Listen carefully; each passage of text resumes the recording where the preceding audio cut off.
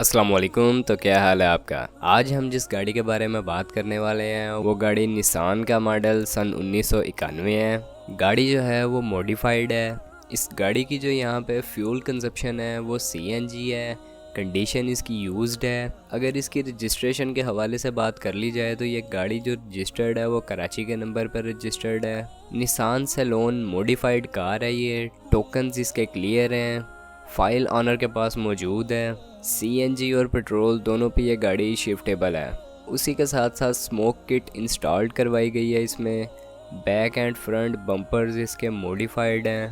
Best security system install करवाया गया है इसमें।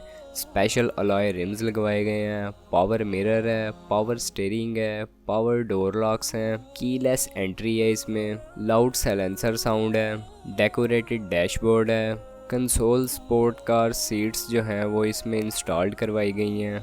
गाड़ी की कीमत जो है वो काफ़ी मुनासिब है और फीचर इसके अंदर काफ़ी इंस्टॉल्ड करवाए गए हैं। अगर इस गाड़ी की डिमांड के हवाले से बात कर ली जाए तो ऑनर की जो इस गाड़ी के हवाले से डिमांड है वो 4,50,000 रुपये है। आप इस गाड़ी के ऑनर से बारगेन भी कर सकते हैं।